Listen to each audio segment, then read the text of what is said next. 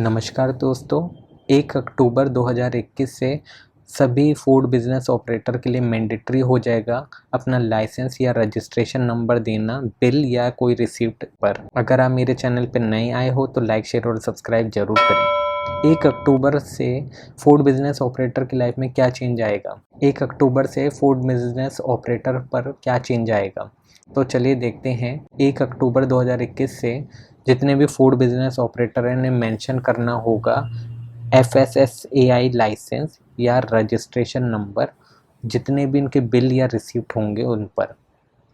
जो FSSAI होती है उसका काम होता है कि वो फूड की सेफ्टी, स्टैंडर्ड, मेंटेनेंस ये देखे और वो लाइसेंस इशू करती है जितने भी फूड से रिलेटेड चीज़ें होती हैं उस पर।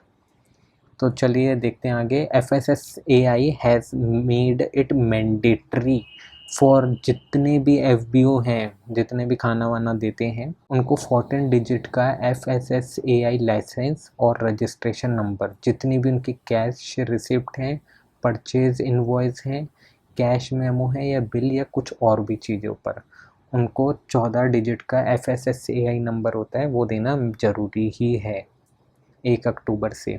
FSSAI also mentioned that declaration of license or registration number will facilitate the consumer complaint about any grievance with the FBO। इससे क्या होगा, जितने भी जो कंज्यूमर होते हैं वो कोई जैसे फूड लेते हैं ज़ोमैटो से, तो कोई रेस्टोरेंट से आता है, जो भी होता है, तो अगर उसमें FSSAI नंबर या रजिस्ट्रेशन नंबर होगा तो वो बहुत इजीली कोर्ट में भी कंप्लेंट कर सकते हैं, कोई ग्रीवांस डाल सकते हैं कि इनका खाने की क्वालिटी अच्छी नहीं थी, बेकार था, ये सब। और ये जो चीज़ होती है वो प्रैक्टिकल अप्रोच को बढ़ावा देती है।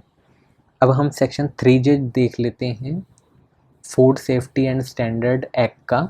उसमें फूड डिफाइन करा गया है। क्या फूड क्या होता है इसमें बताया। Food means any substance whether process, partially process और unprocess which is intended for human consumption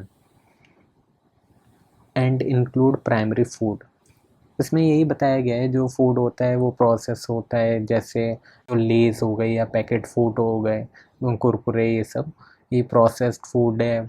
partially process है, कुछ होता है ना अनकुक होता है, घर पे आके बनाना होता है, और कुछ अनप्रोसेस हो गए, उनको कोई प्रोसेस नहीं हो, वो डायरेक्ट ऐसे ही दे दिया गया, गेहूँ ये सब।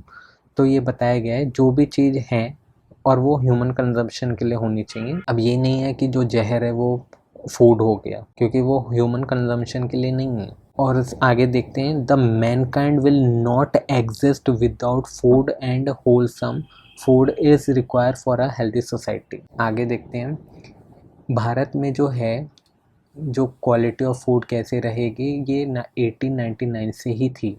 और जो हमारे इंडियन कॉन्स्टिट्यूशन में आर्टिकल 47 है वो भी यही बताता है, state to raise the level of nutrition and standard of living to improve the public health. 1954 तक जितने भी स्टेट थे भारत में उनके अलग अलग फूड रिलेटेड लॉज थे।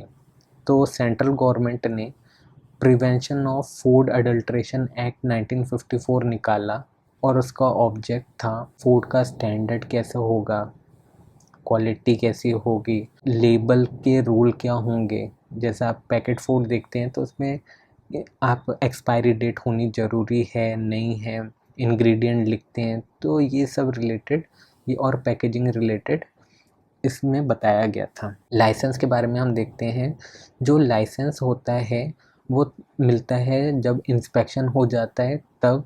अगर कभी लाइसेंस रिजेक्ट नहीं हुआ होता है 2 महीने के अंदर में, तो उसे मान लिया जाता है ये डीम्ड लाइसेंस है। और जो फूड बिज़नेस ऑपरेटर हैं स्टार्ट कर सकते हैं बिज़नेस तभी जब उनको लाइसेंस मिल जाएगा, या फिर ये 60 डेज़ एक्सपायर हो जाएंगे तभी, जिसे हम कहते हैं ना डीम्ड लाइसेंस।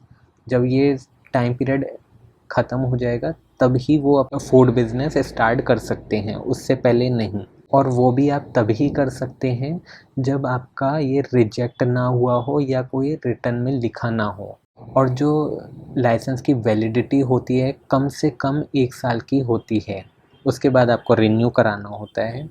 और जो FBO होते हैं, फूड बिजनेस ऑपरेटर जो होते हैं, उनके पास जो मैक्सिमम पीरियड होता है वो 5 ईयर का होता है। और जो लाइसेंस है वो कैंसिल भी हो सकता है अगर आप कोई वॉयलेशन कर रहे हो। हम पनिशमेंट भी देख लेते हैं अगर कोई बिना लाइसेंस के अपना बिजनेस चला रहा है। जैसे या तो कोई पर्सन हो गया, जैसे जिसे हम मोमोज़ वाला समझ लेते हैं, वो अकेला ही तो होता है, या कोई फूड बिजनेस ऑपरेटर हो गया, उसमें सारी चीज़ें आ जाती हैं, जैसे हल्दीराम हो गया या कोई भी रेस्टोरेंट, छोटा मोटा बड़ा सभी आ जाते हैं।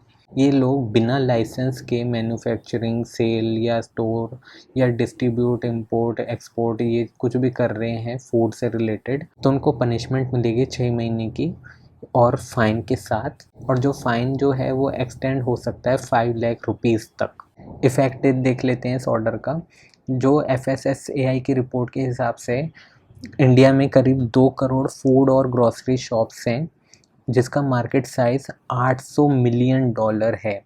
और FSSAI की रिपोर्ट के हिसाब से 31/5/2021 तक सेंट्रल गवर्नमेंट के पास जो एक्टिव लाइसेंस थे वो थे 47,468, और जो स्टेट गवर्नमेंट ने इशू करे थे लाइसेंस वो थे 8,29,921, और जो रजिस्ट्रेशन थे वो थे 36,81,762, और टोटल करें तो 45,59,155 लाइसेंस थे, और लाइसेंस और रजिस्ट्रेशन थे जो कि फोर्स में थे। लेकिन इसको देखा जाए तो 4 में से एक जने के पास लाइसेंस है या फिर रजिस्ट्रेशन है। इस ऑर्डर के आने के बाद हम उनको ईज़िली ट्रेस कर सकते हैं, और इससे जो वैल्यू ऑफ ट्रस्ट होगी वो भी इंक्रीज़ होगी, और इससे मेंटेन करेंगे फूड सेफ्टी एंड स्टैंडर्ड को। अगर आपको ये लेक्चर अच्छा लगा तो मेरे चैनल को लाइक, शेयर और सब्सक्राइब ज़रूर करें।